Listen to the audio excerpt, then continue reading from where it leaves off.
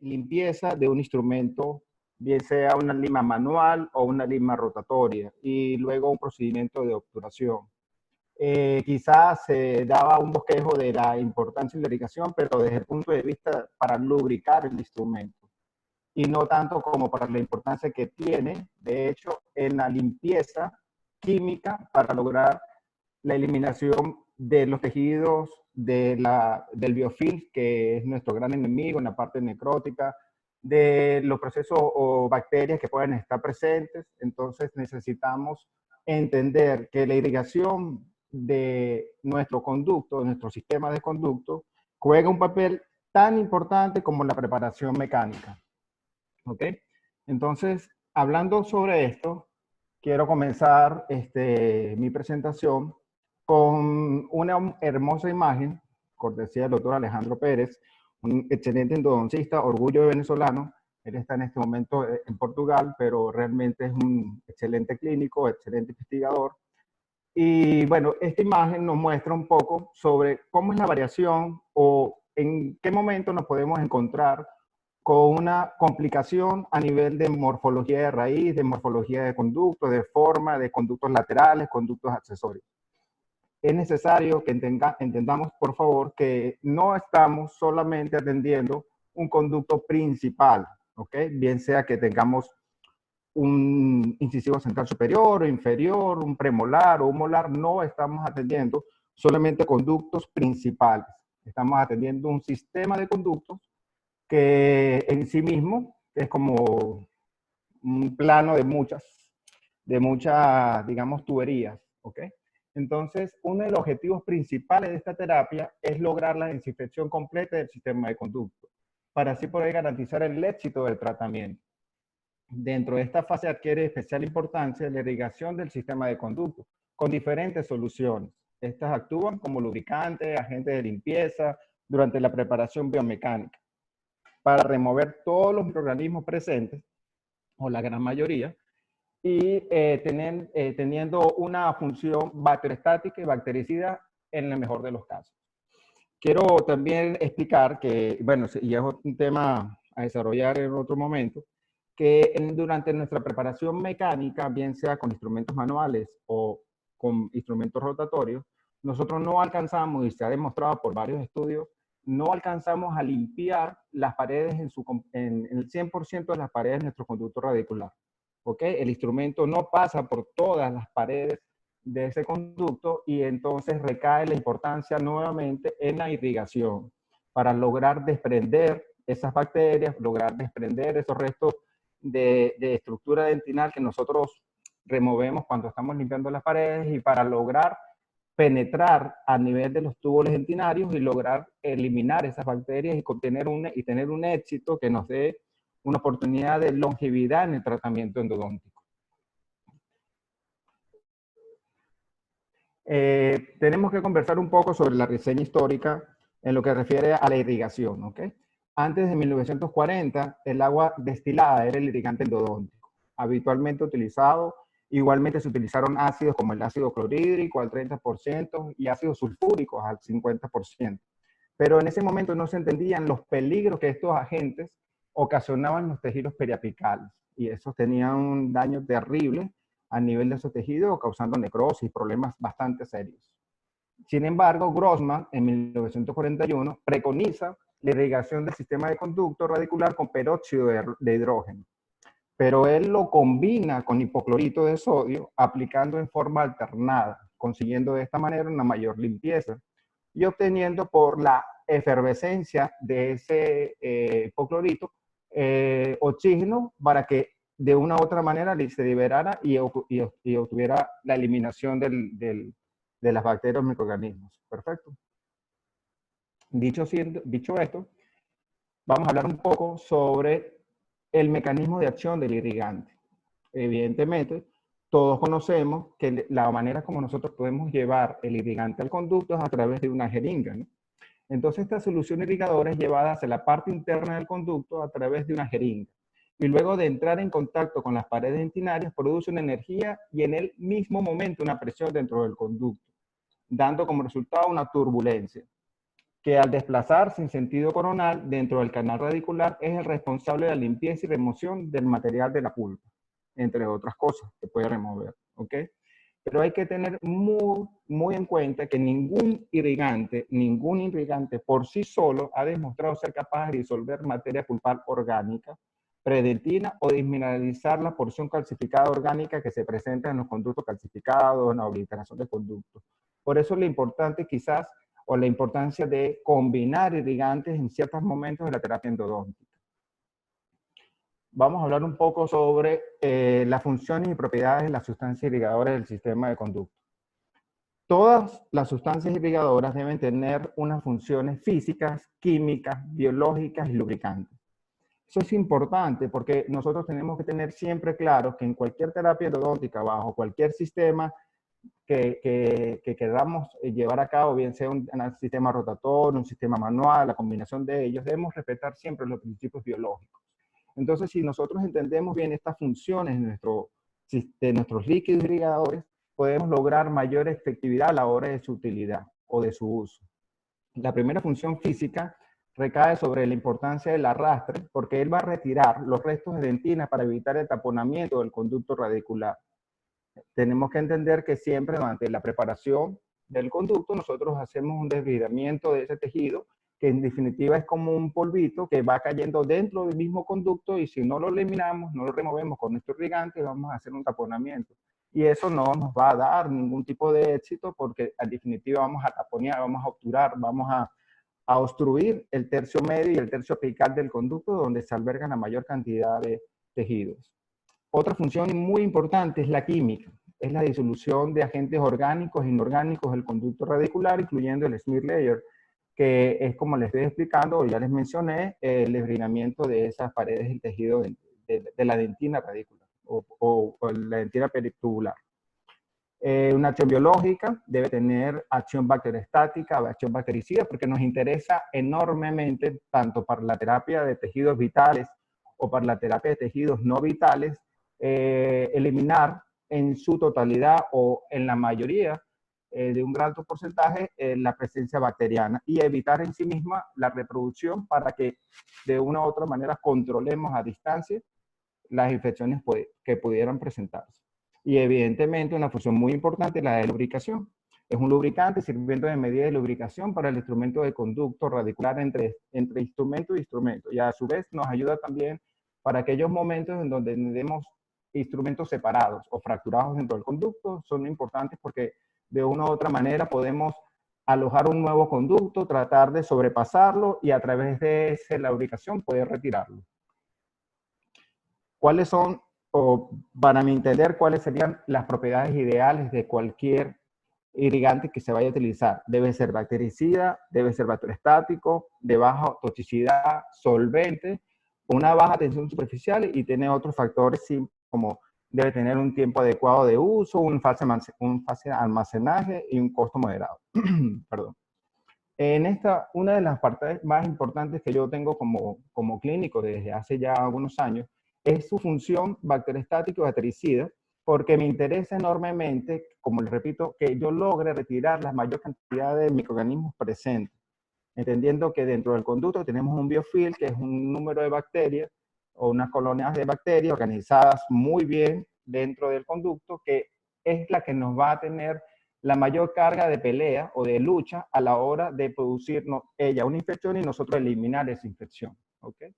Otro de los factores muy importantes que yo tengo como premisa a la hora de utilizarlo es que sea de baja tensión superficial, porque eso me permite que este irrigante me pueda penetrar los túbulos dentinarios, igual me pueda penetrar quizás algunos conductos accesorios, y mejorar entonces la obturación de estos espacios y mejorar la adhesión del cemento que yo decida utilizar para el momento de la parte final del tratamiento de conducto.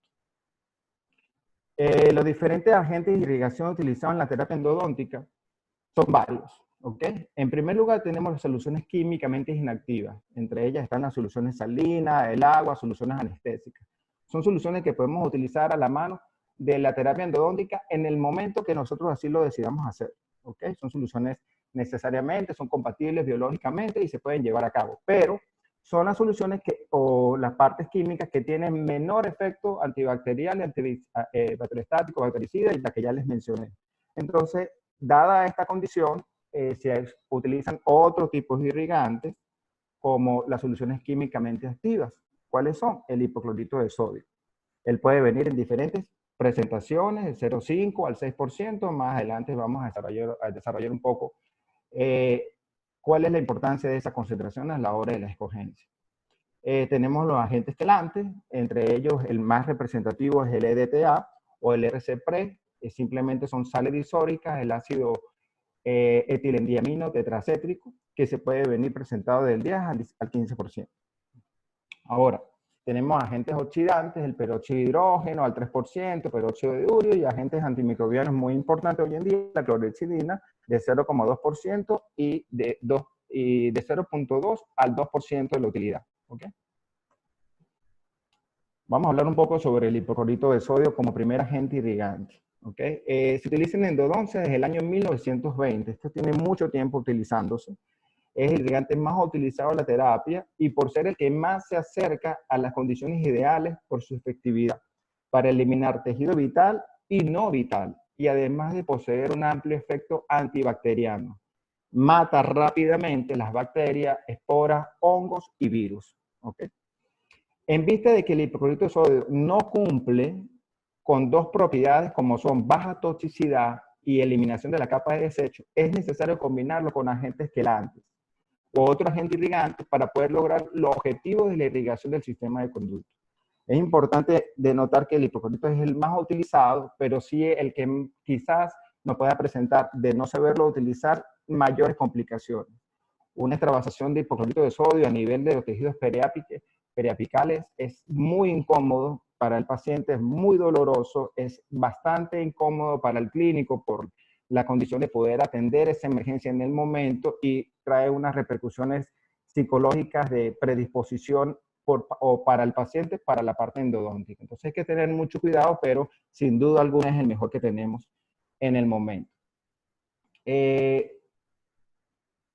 Digamos que el hipoclorito de sodio se puede venir presentado al 0,5%, al 1%, al 2,5%, al 5,25% y al 6%. ¿Okay? Esa es la presentación, la concentración que se puede tener. Ahora, ¿cuáles son sus características? Es un disolvente de la sustancia orgánica. Perfecto. Es una solución acuosa, sencillamente, que actúa como solvente orgánico de las estructuras celulares y matrices orgánicas de la dentina y de la pulpa. Por eso es un disolvente muy ideal para esas condiciones de la materia orgánica que se presente dentro del conducto. Él, como ya les expliqué, posee un amplio efecto bactericida, bacteriostático. Bactericida porque elimina en el primer momento las bacterias que están presentes, las elimina muy rápidamente. Y bacteriostática porque evita su multiplicación, su reproducción de esas bacterias, y eso tiende a tener gran incidencia en nuestro éxito, en nuestro tratamiento de conducto a la hora de controlar un proceso necrótico o un proceso de lesiones apicales con procesos periapicales de alto nivel. ¿Okay? Una de las funciones del hipoclorito es que tiene una acción rápida. Esto es importante, pero también tiene una característica. En diversos estudios bastante actualizados ya se ha demostrado que el hipoclorito de sodio tiene una acción de por lo menos entre 2 minutos una vez que entra en contacto con las paredes del conducto. Luego de esos 2 minutos él se inactiva. ¿Okay? Por eso es muy importante a la hora de utilizar el hipoclorito de sodio hacer un recambio de la solución. ¿Okay? No podemos pensar que vamos a utilizar, digamos, una solución de hipoclorito de sodio al 2,25%, vamos a colocarle 2 cc de solución dentro del conducto y no vamos a utilizar más. Hay que utilizar siempre solución dentro del conducto para lograr un intercambio de esa solución y que sea más efectiva, porque repito, su acción es rápida dentro del conducto. Ya explicamos un poco sobre que la importancia de ser lubricantes, al igual que otros irrigantes que se van a utilizar, un pH 10.7 y 12.2, es un pH que tiende a tener esos problemas de aceptación biológica, ¿okay? Y por eso esa conducta bastante necesaria a la hora de utilizar una presión, a la hora de utilizar una fuerza, para evitar la extravasación de ese líquido. Como ya tiene baja tensión superficial y eso asegura que ese hipoclorito de sodio pueda penetrar esos túbulos dentinarios, esos conductos laterales, esos conductos accesorios, esos deltas apicales, pueda penetrarlos, lavarlos y quizás alcanzar, cuando el momento de la obturación, una obturación de estos actores, ¿okay? De estos lugares. Posee una vida media de almacenamiento prolongada y es poco costoso. Eso es importante. Yo quiero denotar lo siguiente. Cuando nosotros tenemos el hipoclorito y lo compramos, nosotros primero tenemos que saber que eso viene en un plástico bastante reforzado que no debe ser expuesto a la luz solar. Eso debe estar guardado en un espacio, no necesariamente tiene que ser dentro de una nevera, por favor. Puede ser un espacio donde no le pegue la luz solar.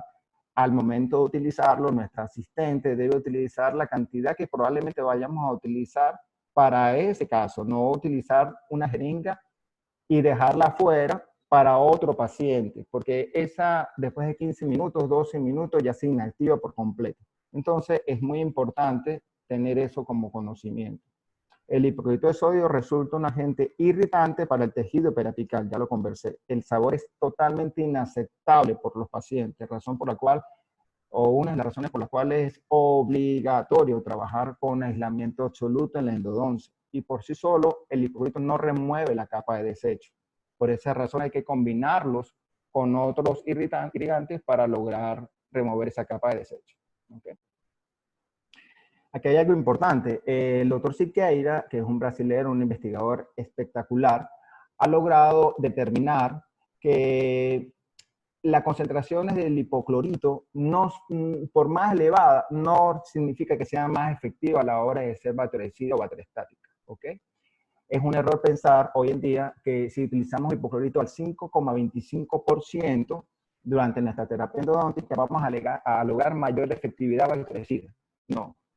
Realmente se ha demostrado que la importancia de esa concentración viene dada en función al tiempo de contacto que tenga el hipoclorito dentro del conducto. Perfecto. Por esa razón, una concentración de 2,25% sin ningún problema durante toda la terapia endodóntica puede ser utilizada y vamos a obtener excelentes resultados para la parte de bacteriostático y bactericida. Perfecto. Ahora bien, aquí quiero hacer un paréntesis. En el momento que nosotros tengamos que hacer una terapia endodóntica, atender a un paciente que acude a consulta odontológica porque presenta un dolor o un edema o una inflamación y tenemos poco tiempo para atenderlo, bien sea porque llegó una hora que ya no íbamos a retirar o porque de repente hay poco posibilidades de atenderlo una terapia por completo, entonces nosotros sin ningún problema podemos utilizar un hipoclorito de 5,25% a nivel de cámara pulpar, ¿ok? Pero si no lo vamos a atender para hacer una preparación, por lo menos hasta la lima 25 manual, por favor no utilicemos hipoclorito dentro del conducto a 5,25, a 2,25 o más, porque el hipoclorito por sí solo no va a ser una condición de limpieza y desbridamiento del conducto, ¿ok? Él necesita la preparación mecánica. Ahora bien, si nosotros vamos a atender a este paciente y vamos a llevar a cabo una terapia endodóntica con todo el protocolo completo, pues utilizando un porcentaje de 2,25% es suficiente para lograr controlar el proceso de eliminación de los microorganismos presentes en el conducto. Vamos a hablar ahora del famoso EDTA, ¿ok? Es un agente quelante inorgánico usado durante la instrumentación de conductos estrechos y como complemento para renovar la capa de desecho dentinario. En el tratamiento del sistema de conductos radiculares, la sal disódica del EDTA es generalmente aceptada como el más efectivo lubricante y agente quelante.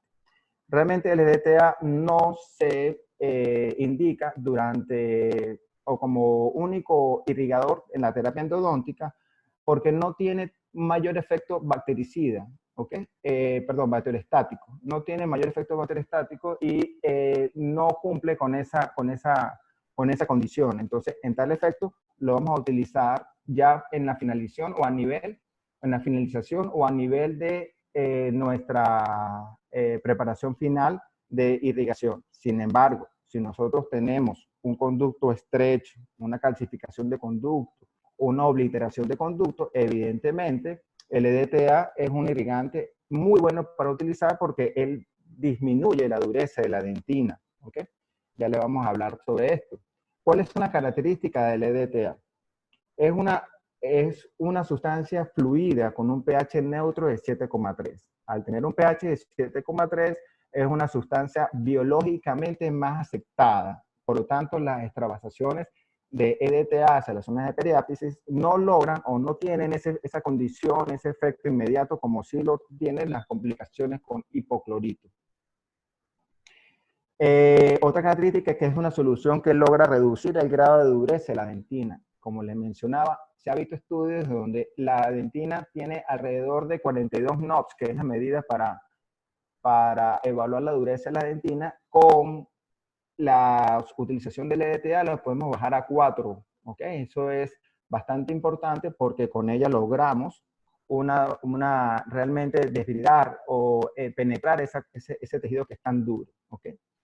Como les expliqué, como les hablé, posee un pequeño efecto antibacterial, razón por la cual no lo podemos utilizar como único irrigante durante nuestra terapia endodóntica y produce una reacción inflamatoria leve por el pH que le había hablado. ¿Cuáles son las ventajas del uso del EDTA en la terapia endodóntica? Localización de la entrada de los conductos, preparación del conducto estrecho o calcificado, es muy importante para la eliminación del barrillo dentinario, de allí la combinación con otros irrigantes. Desinfección de la pared dentinaria, es una acción antibacteriana, pero no es tan fuerte como la del hipoclorito. Aumento de la permeabilidad dentinaria a los medicamentos porque tiene una tensión superficial también baja. Y mejora la adhesión del cemento a las paredes dentinarias. ¿Okay? Eso es importante porque nosotros siempre necesitamos, y eso hay que tener en claro, que la terapia de irrigación de nuestro conducto es una terapia química que no va a preparar, no va a limpiar, no se va a actuar solamente dentro del conducto principal. Siempre van a haber conductos laterales, conductos accesorios que van a necesitar la presencia de ese irrigante que es el único que nos va a ayudar a trabajar en esas zonas, porque ningún instrumento, ni manual ni rotatorio va a penetrar los conductos laterales ni accesorios que se presenten en ese conducto que estemos tratando. Vamos a conversar ahora sobre la clorhexidina. ¿Okay? Las sales originales eran el acetato de clorhexidina y el clorhidrato. Ambas eran insolubles en agua. Ese era el componente principal de la clorhexidina.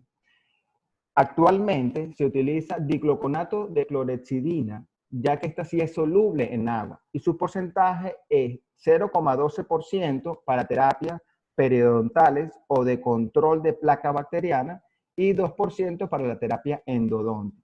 Perfecto.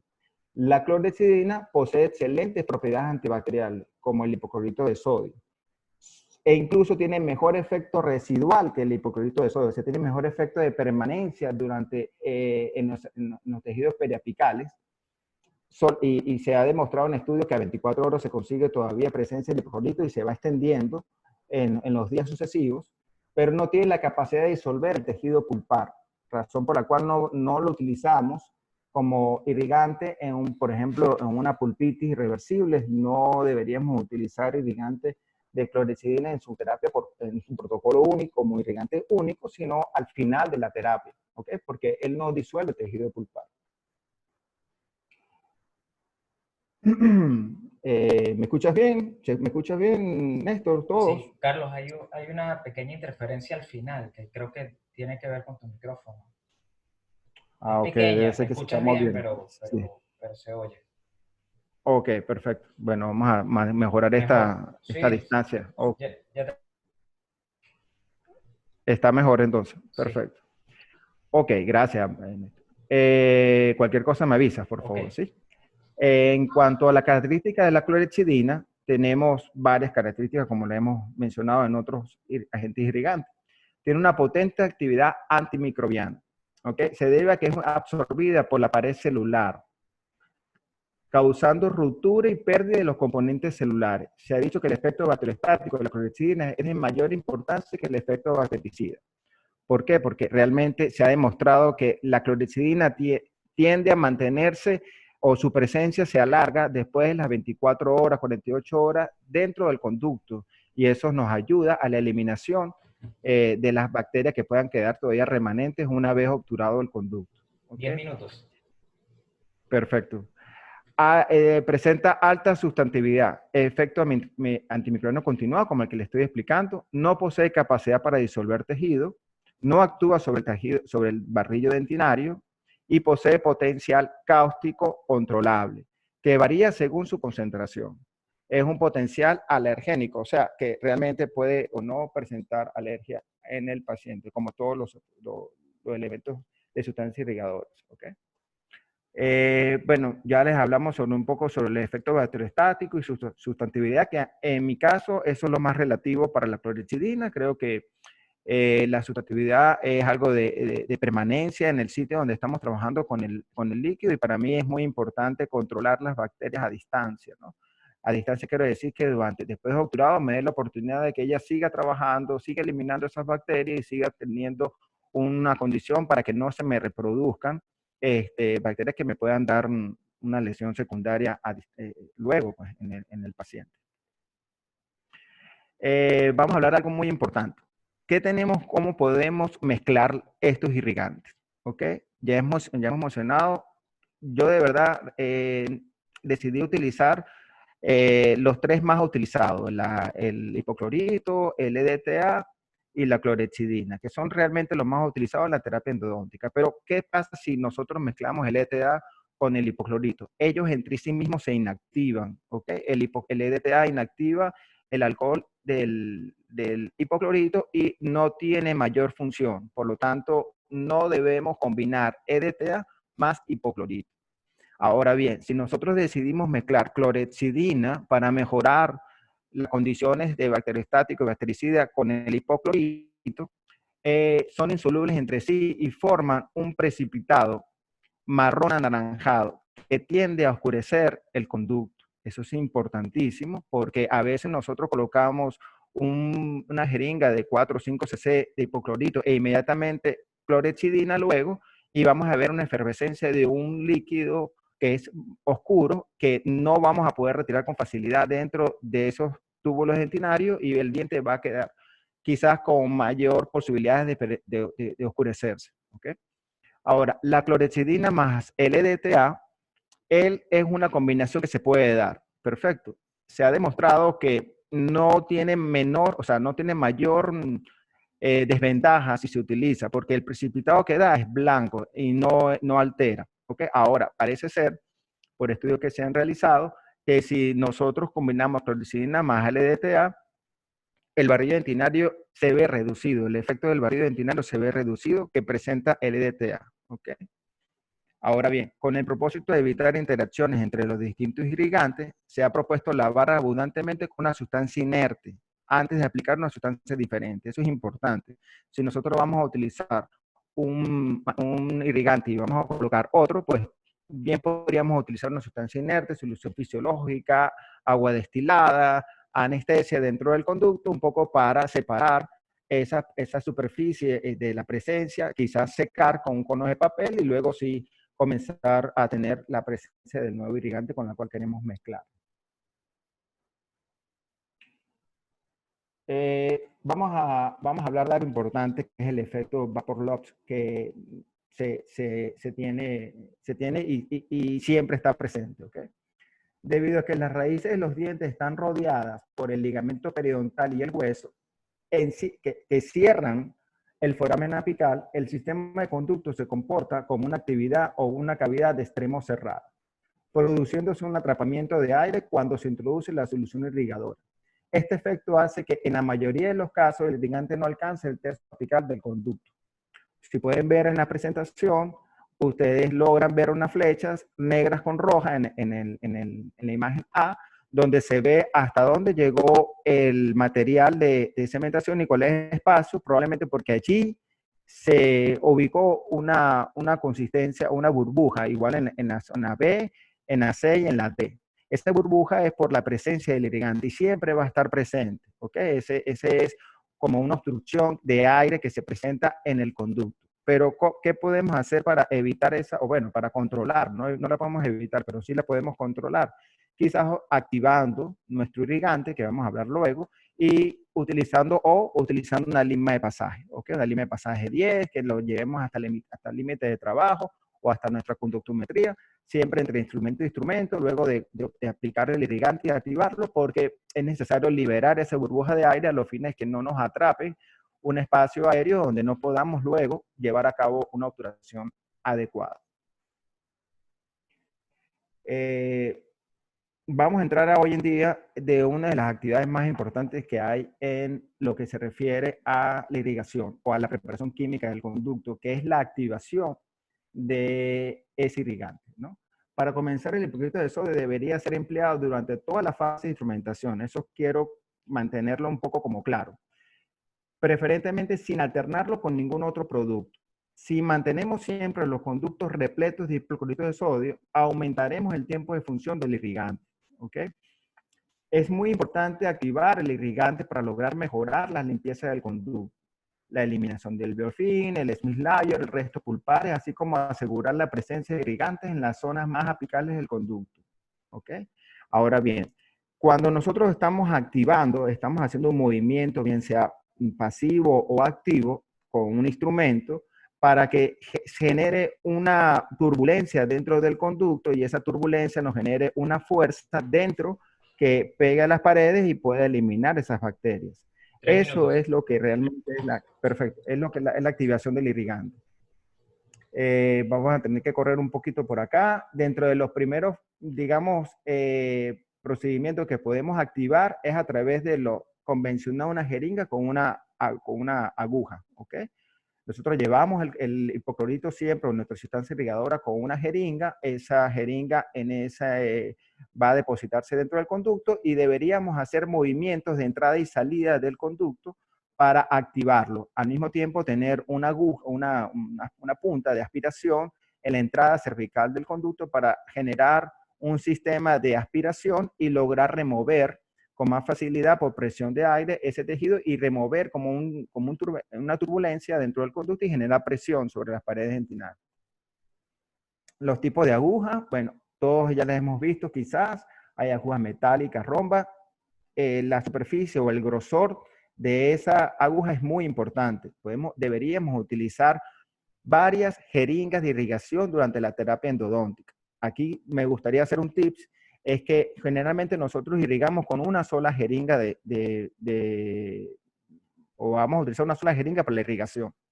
Ayer, conversando con el doctor Alejandro y escuchándolo dentro de una de su webinar, de su charla, nos hablaba de la importancia de utilizar más de una jeringa por sectores. Si nosotros vamos a utilizar una irrigación para la cámara pulpar y para el tercio cervical, no es necesario que utilicemos una jeringa fina, ¿ok? Vale decir una jeringa fina, tú sabes que los valores de Gobert de las jeringas, entre más altos, más finas son. Si nosotros vamos a utilizar en cámara pulpar, en tercio cervical, una jeringa de 30, que es gruesa, entonces es suficiente para de 27, que es gruesa, es suficiente para ese sector, porque lo que necesitamos es remover tejido que está allí y que podemos simplemente manualmente retirarlo, ¿ok? Ahora bien, si nosotros entramos un poco más al conducto, tercio medio, tercio apical, nos interesa que el líquido irrigante tenga una presión sobre esas paredes, vamos a utilizar una lima fina, quizás 29 o 30G, ¿ok? También tenemos otro tipo de agujas como las Navy Tips, que es una marca muy buena, yo la recomiendo bastante. Ellas presentan en dos medidas, 29G y 30G, son algo delgadas, 4 longitudes, 17, 21, 25 y 27 milímetros y se adapta a la morfología del conducto. Son chéveres. Quizás hay que generar una presión manual que tiene que ser controlada porque nosotros mismos la podemos fracturar. Y las puntas plásticas para irrigación y fijación, longitud 25 milímetros, generalmente la utilizo para la aspiración. ¿Okay? Bueno, esto le voy a hablar un poquito de los tips, pero tenemos tiempo un poquito complicado. El cepillo es una de las técnicas para activar el irrigante en sí mismo. El cepillo no me va a llevar el irrigante, solamente se utiliza para la entrega continuando con los métodos para la activación manual del irrigante, tenemos una opción que son los cepillos. ¿Okay? Realmente los cepillos no se utilizan para la entrega del irrigante, sino que trabajan conjuntamente con él para limpiar las paredes del conducto. Sin embargo, se ha demostrado en estudios in vitro que en su totalidad se depositan en el tercio apical de ese resto y por lo tanto son poco utilizados. Yo realmente no los recomiendo mucho porque más allá de utilizar y tener una activación del irrigante, tenemos quizás un taponamiento del tercio apical. ¿Okay? Pero era necesario nombrarlos, pues.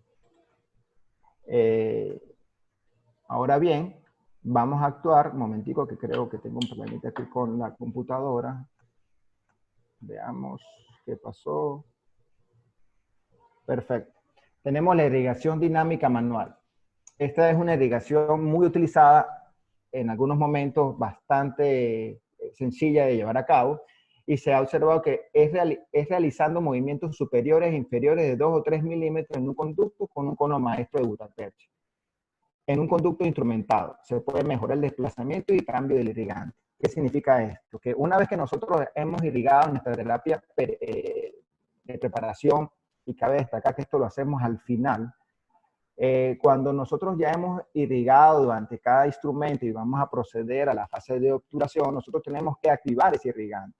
Entonces, una de las maneras que podemos utilizar es seleccionando nuestro cono patrón que vamos a utilizar, que previamente nos hemos asegurado que llegue a longitud de trabajo.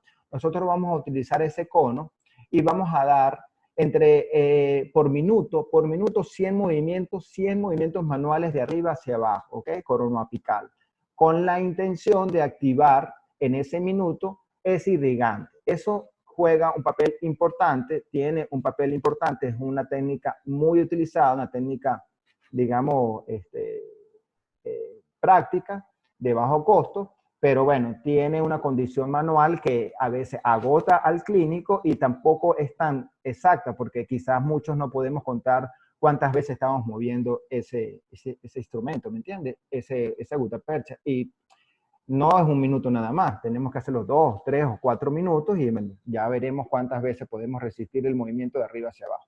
En tal sentido, se han creado una serie de opciones para activar ese irrigante de una manera un poquito más técnica, si me permiten el término, y entre estos sistemas mecanizados tenemos el Endovac. El Endovac es un sistema que te permite tener mayor seguridad a la hora de evitar extravasaciones del irrigante a los tejidos periapicales.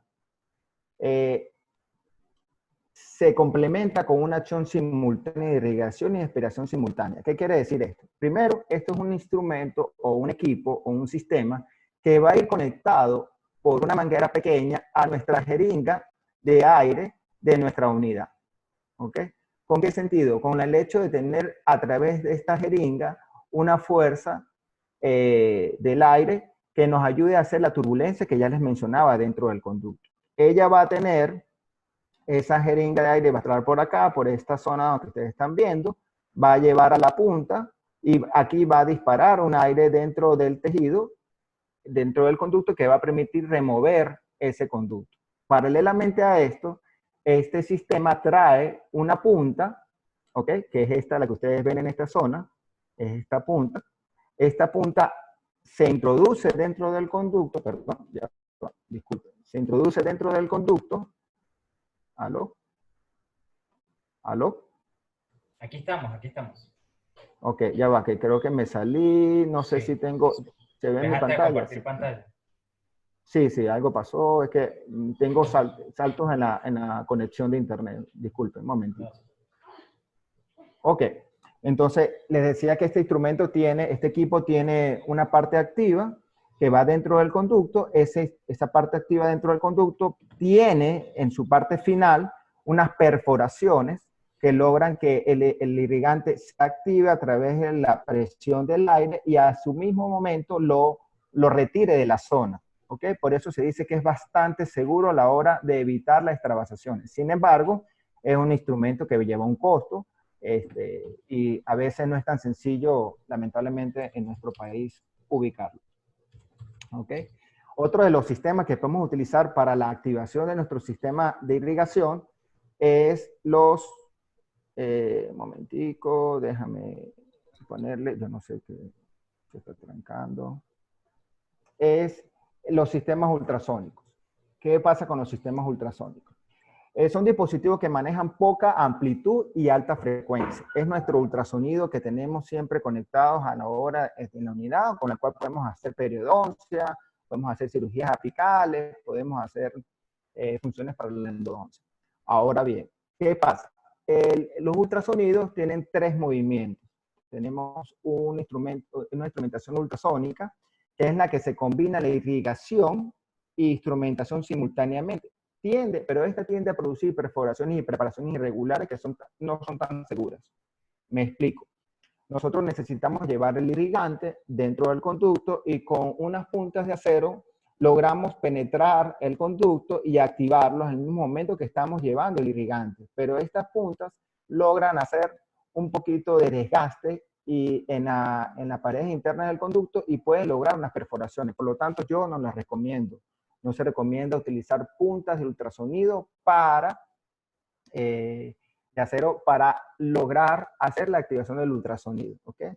Ahora bien, la función del sistema ultrasónico tiene una función de irrigación pasiva ultrasónica o PUI, ¿okay? En el siglas en inglés, opera sin instrumentación simultánea, es decir, él no va a lograr tener una preparación del conducto, se va a dispensar primero la solución irrigadora, se va a llevar con jeringa dentro del conducto, utilizando o habiendo escogido el diámetro de nuestra aguja, la llevamos dentro del conducto, dispensamos nuestro irrigante y luego con una punta montada en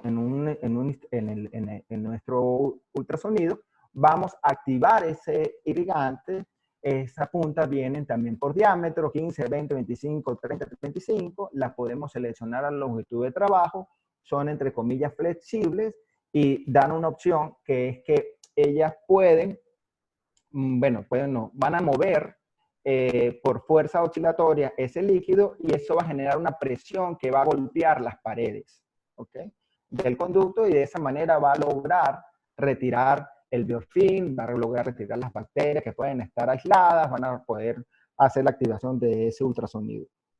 Otra es la función, otra es la forma que podemos optar por una activación bajo ultrasonido, es la irrigación continua ultrasónica, que no es más que mantiene dispensando el irrigante dentro del conducto con nuestra jeringa y con la otra opción y la otra mano, simultáneamente, la punta del ultrasonido activa. ¿Okay? En este caso, nuestra asistente pues llevaría el irrigante al conducto, observando dónde está trabajando, si estamos trabajando con magnificación, la está observando ella también, y nosotros estamos activando el conducto, activando nuestro sistema de ultrasonido para mover ese líquido dentro del conducto. ¿Okay?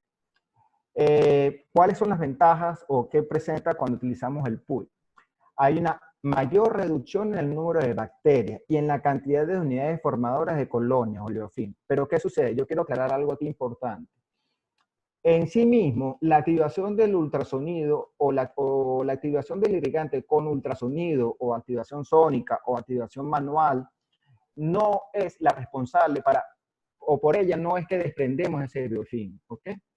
El desprendimiento de esto, la función de este desprendimiento de tejido, se logra gracias a la fuerza de esa presión del líquido oscilatoriamente dentro de las paredes del conducto que logra retirarlo. Vale decir que sí es muy bueno activar el irrigante, pero no se alcanza el éxito porque utilicemos un activador de irrigante, bien sea pasivo o activo. ¿Ok?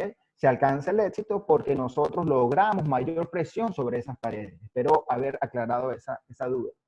La irrigación con PUI es más efectiva que la jeringa convencional, sin duda alguna, ¿ok? En la eliminación del detritus. ¿Por qué? Bueno, entre otras las razones, porque cuando utilizamos jeringas convencionales, normalmente, el irrigante, el líquido irrigante, va a salir 1 milímetro más allá de la ubicación de esa aguja que hemos utilizado. Por esa razón, a veces en los comienzos de la preparación, nosotros no podemos asegurar que el irrigante está llevándose o abarcando todo el recorrido del conducto, del tercio cervical medio hasta la apical. ¿ok? Sin embargo, con la activación ultrasónica, en cierta manera podemos asegurar porque los instrumentos los puedes adaptar a la longitud de trabajo, son más flexibles y se adaptan a la morfología. En cuanto a la seguridad de la irrigación ultrasónica, hay una controversia porque parece ser que presentan instrucciones apicales en la mayoría de los estudios analizados, pero siempre hay que denotar algo. Nosotros no podemos, por ejemplo, llevar la aguja que utilicemos, que seleccionemos, a longitud de trabajo. Siempre la aguja que utilicemos para llevar el irrigante dentro del conducto la tenemos que colocar a 3 milímetros más corta que la longitud de trabajo, no a 1 ni a 2, sino a 3, para evitar esa condición de tener extrusiones apicales de nuestro líquido. En sí mismo, quien va a ocasionar la extrusión apical es la presión que ejerzamos sobre nuestra jeringa al momento de llevar la irrigación. La activación de ultrasonido sónico, manual, convencional, puede acelerar un poco más esa extrusión, pero en sí misma quien genera eso es la ubicación de esa aguja. Por eso es muy importante ubicarla a 3 milímetros de la longitud de trabajo. Para eso, por favor, es algo que a veces se nos escapa por rapidez, por simplemente una condición de no hacerlo. No utilizamos topes también de medida en la aguja de irrigación y es necesario colocar un tope en la aguja de irrigación que marque la longitud de trabajo, le quitamos 3 milímetros y utilizamos de esa manera mucho más segura nuestra aguja o nuestro líquido de irrigación. Siguiendo con los mecanismos que utilizamos para la activación, conseguimos con la irrigación sónica. Realmente esto es un muy bonito juguetico, yo le digo así, y vale la pena tenerlo. La activación sónica opera con vibraciones de gran amplitud y baja frecuencia, a diferencia de la ultrasónica que opera con vibraciones de baja amplitud pero alta frecuencia. Este opera al revés, gran amplitud y baja frecuencia. El movimiento oscilante de los dispositivos sónicos es longitudinal. Se genera a nivel de su punta desde atrás hacia adelante. ¿Okay? Desde atrás de la punta seleccionada hasta la punta de la punta. La ventaja de este sistema para su uso en endodoncia es que realiza activación del irrigante sin tocar las paredes del conducto. Y al no tocar las paredes del conducto, pues tiende a no tener deformaciones en su preparación, tiende no a generar presión, pues realmente podemos llegar a cabo tener problemas de fisura, entre otras cosas. ¿Okay? El endovactor presenta 3 puntas que son bastante flexibles. Una color azul, que es la 15.02, una roja, que es 25.04, y una amarilla, que es 35.04. Se utiliza de acuerdo a la necesidad del caso que se esté atendiendo y también a la posición donde estemos avanzando en el momento. Si estamos utilizando una técnica coronoapical, como la que normalmente se preconiza y se trata de hacer, pues logramos entonces actuar con una punta en tercio cervical o otra punta de tercio medio y quizás la misma punta de tercio medio o tercio apical lo cambiamos a la 3504, que es la que pudiera adaptarse mejor a la preparación que estamos haciendo en ese sector del diente o del conducto. Aquí quiero mostrar algunos videos, bueno, son 3 videos, gracias al apoyo del doctor José Luis Castellano de Colombia, un gran amigo, gran clínico. Lamentablemente mis videos personales no los pude tener por una razón, que el disco duro portátil no me apoyó. También tengo otro video del doctor Sifonte, un gran especialista en Caracas, de verdad es muy bueno. Y un video pequeño que vamos a observar cómo se logra ver la efervescencia del conducto. Si ustedes logran ver la efervescencia en la imagen inferior, logramos observar cómo el hipoclorito sale como unas burbujas. ¿Okay? Mientras veamos burbujas, tenemos que seguir irrigando. Siempre la irrigación, en el tiempo de irrigación es la máxima. Nosotros siempre tenemos que pensar que hay que llevar más tiempo en la irrigación que en la preparación. Pero cuando nosotros mantengamos observando burbujas dentro del conducto, tenemos que seguir activando, tenemos que seguir irrigando. ¿Okay? El video que tienen en la parte superior es la utilización de limas en ultrasonido, donde ahí claramente observamos cómo se activa ese ultrasonido, se activa ese irrigante y se hace una efervescencia, una turbulencia. Eso es súper importante, ayuda en gran medida. Como ustedes pueden observar, nosotros no pasamos el instrumento por las paredes del conducto. Hacemos una entrada de arriba hacia abajo y el mismo instrumento, por la fuerza que genera, hace esas presiones contra la dentina. ¿Okay? Eso igual lo utiliza en el endoactivator, como lo ven aquí en este lado izquierdo. Gira a altas velocidades, ¿verdad? Una presión sónica, una activación sónica, pero igual, no lo pasamos dentro de la pared del conducto, tratamos de colocarlo y que él genere una presión al líquido y ese líquido genere en sí mismo una presión directa a las paredes. Bueno, otro de los sistemas que actualmente se están utilizando para la activación, y creo que es uno de los más efectivos, pero es uno de los más costosos que hay, de verdad que es bastante, sobrepasa el costo de $30,000, $40,000, es la utilización del láser en endodoncia. Se introdujo la endodoncia como una terapia complementaria a los tratamientos antibacteriales. Hasta el día de hoy se han obtenido 3 modelos de utilidad clínica. Tenemos el láser ND, JAK. El principal uso del láser en endodoncia se centra en la eliminación de microorganismos del sistema de conducto radicular. La emisión de luz de la fibra óptica del láser se dirige a lo largo del canal radicular, en vez de lateralmente. No todas las paredes del conducto radicular son irradiadas, lo que ofrece una acción más eficaz en las zonas apicales de la raíz. Este láser tiene, por lo leído y por lo estudiado, tiene una desventaja que, como lo vieron, la luz emite mayor acción a nivel apical. Ciertamente nos interesa bastante esa zona porque allí es donde, entre comillas, pudiera haber la mayor resistencia bacteriana para la prevalencia de la lesión. ¿Okay? Sin embargo, tiene la acción de que genera mucho calor dentro del tejido y eso no está tan bueno porque podemos generar lesiones periapicales. La otra opción son los láseres a través de diodos que emiten un calor un poquito más controlado, tienen una acción lateral y apical de la luz y activa ese irrigante tratando de generar calor en él. Eso hace una efervescencia y sale hacia coronal como toda la efervescencia de ese líquido, pero tiene un mayor control a nivel de evitar las destrucciones apicales. ¿Okay? Y está el tercero, es el láser ER-JAK, es el láser más indicado, es tal cual como lo ven en la fotografía. Emite una luz con una longitud de onda de 2.940 nanómetros, que es una luz infrarroja. Sus indicaciones para endodoncia son la eliminación de Smith layer, la preparación canal y la apicectomía. Es muy fuerte, muy efectivo, pero bueno, tiene un costo operativo bastante alto.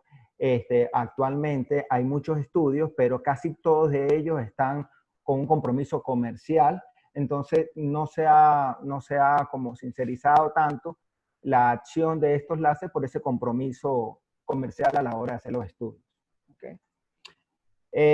Quiero hablar de algo. Es importante tener en definitiva una conclusión sobre la irrigación. ¿Qué vamos a lograr con la irrigación? Ya hablamos la eliminación de las bacterias, la acción bacteriostática, la acción bactericida, eliminar el detrito dentinario que podemos generar con la preparación. Pero, ¿cómo lo podemos eliminar? Bueno, en primer lugar debemos asegurar un volumen. Un volumen es una cantidad. En este caso, el más utilizado es el hipoclorito. Entonces, debemos asegurar un volumen total de 15 mililitros por conducto. Pero quiero hacer una salvedad. Esta medida de 15 mililitros no son constantes uno tras de otro. ¿Ok? Primero, no comenzamos a contar una vez que comenzamos a inundar la cámara pulpar con hipoclorito. No. Comenzamos a contar esos 15 mililitros una vez que hemos ubicado el primer instrumento apical, vale decir 2506, 2004, a nivel apical, donde ya entonces tenemos un ensanchamiento promedio y allí entonces que vamos a estar en la fase final, colocamos 15 mililitros de hipoclorito de manera continua para lograr mayor presencia del hipoclorito. Previo a esto, siempre estamos irrigando nuestro conducto entre la utilización de un instrumento y otro, un instrumento manual o un instrumento rotatorio.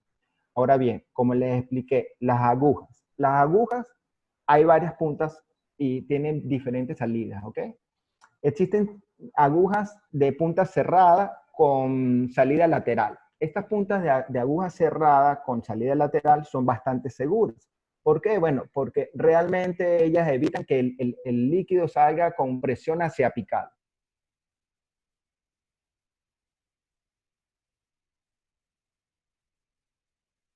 Lado del conducto, ¿ok?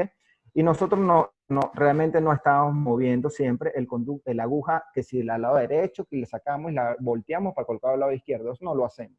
Nosotros llevamos en esas agujas de punta cerrada, de salida lateral, el irrigante, pero ese irrigante sale lateral al lado de salida de esa aguja, si es el lado derecho o el lado izquierdo. Entonces, uno de los dos lados va a quedar sin la presencia del irrigante, ¿ok? Y la ausencia de ese irrigante, además del conocimiento de que hay zonas del conducto donde el rotatorio no va a pasar, entonces estamos dejando mayor cantidad de tejido. Por eso es importante quizás utilizar las agujas redondas con salida en la punta, pero siempre aclarando que debemos ubicarla a 3 milímetros la longitud de trabajo. Eso nos va a dar la tranquilidad y la seguridad de no ocasionar restricciones de líquido. La aguja debe quedar libre dentro del conducto, no debemos tener agujas que queden presionadas, que queden trabadas dentro del conducto, porque esa presión, esa traba, esa fuerza que podemos generar, podemos tener varias razones. Primero, la presión del líquido va a salir con mayor fuerza y eso puede llevar a cabo entonces una obstrucción y un dolor muy fuerte para el paciente. Y en segundo, y una de las partes más importantes también, es la separación de la continuidad de esa aguja que se puede fracturar dentro del conducto. ¿Okay? Entonces, recomendaciones. Evaluar el tercio coronal, el tercio donde estamos trabajando. Si es un tercio coronal, cámara pulpar, utilizar aguja de calibre ancho. Si es un tercio medio o un tercio apical, utilizar aguja de calibre fino, pero con la salvedad de que no queden atrapadas en la punta. Tampoco queremos una aguja que quede muy holgada, porque necesitamos que tengamos una aguja que tenga una entrada y salida sin resistencia, pero que sí tenga esa presencia de adaptación para que ese líquido salga por presión a las paredes y esa presión pueda eliminar, porque recuerde que el líquido actúa por presión en las paredes. ¿Ok? La velocidad, es muy importante esto. Nosotros debemos tener siempre una conciencia de que al momento de irrigar no necesitamos ser rápidos, necesitamos ser efectivos, ¿ok? Entonces, ¿qué sucede? Debemos hacer una irrigación con una jeringa que yo les recomiendo que sea de 5 ml, ¿ok? ¿Por qué? Porque esa velocidad es más controlada, ¿ok? Nosotros cuando estamos haciendo una irrigación con jeringas de 10 ml o 20 ml, o 15 ml, necesitamos generar más presión sobre ese émbolo, ¿verdad? A veces se traba un poco más la salida de eso y terminamos teniendo una explosión de hipoclorito a nivel de cámara que nos baña por completo nuestra cara, o si no tenemos el paciente queda todo manchado, o en su defecto todo ese líquido con toda esa presión va a pasar por el conducto, pero va a salir por el forame y va a crear una complicación para nada deseada. ¿Ok? Entonces hay que tener una velocidad lenta, con baja presión, una presión controlada en la irrigación. La renovación debe ser constante, debe ser constante. Siempre tenemos que estar enfatizados. Esto es importante. Hoy en día se utiliza sistemas rotatorios de instrumentos únicos que generalmente puedes llevar una preparación de 6 minutos en la preparación de un conducto, bien sea un conducto distal, un conducto mesial, un conducto palatino, un conducto de centrales o laterales. Puedes llevar a cabo una preparación biomecánica con un cono único de 6 minutos. Sin embargo, ¿qué sucede? La preparación con instrumentos únicos no aseguran una buena limpieza de ese conducto. Entonces, si nosotros colocamos un irrigante por 6 minutos, es poca efectividad la que vamos a tener. ¿Me sigues? Entonces, ¿qué sucede cuando utilizamos instrumentos únicos? Allí sí es necesario aumentar la concentración del hipoclorito de sodio. Allí sí es necesario utilizar un hipoclorito de sodio que sea al 5,25%, por ejemplo. ¿Por qué? Bueno, porque a poco tiempo de utilidad aumentamos la concentración quizás para nivelar en algo, ¿verdad? La función bacteriostática y bactericida que podamos lograr con el hipoclorito. Sin embargo, si nuestra preparación va dada por un instrumento manual que llevemos gradualmente hasta la lima número 20 y luego comencemos con un sistema rotatorio que sea el que sea que vayamos a escoger y represente 2 o 3 instrumentos, pues tenemos una utilidad del hipoclorito que va a ir consecuente al tiempo que vamos trabajando. En esas razones, la concentración de ese hipoclorito no tiene que ser de 5,25%. Puede ser sin problema un 2,25% y es bastante efectivo.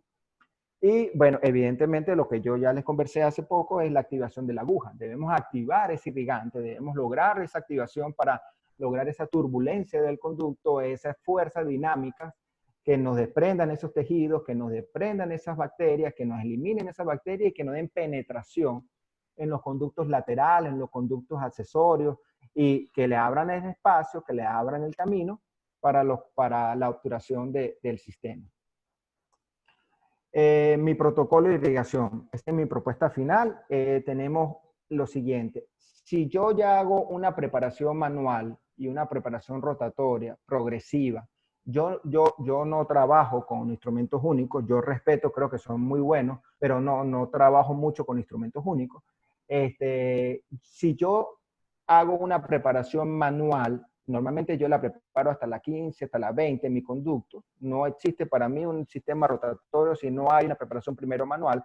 Si yo hago una irrigación entre cada lima, por lo menos con 4 mililitros de hipoclorito, gradualmente en función al tercio donde esté trabajando, actúo con una jeringa de mayor o menor calibre, entonces yo ya he venido depositando en ese conducto un volumen y una presencia de tiempo que me asegura una eliminación de bacterias, ¿ok?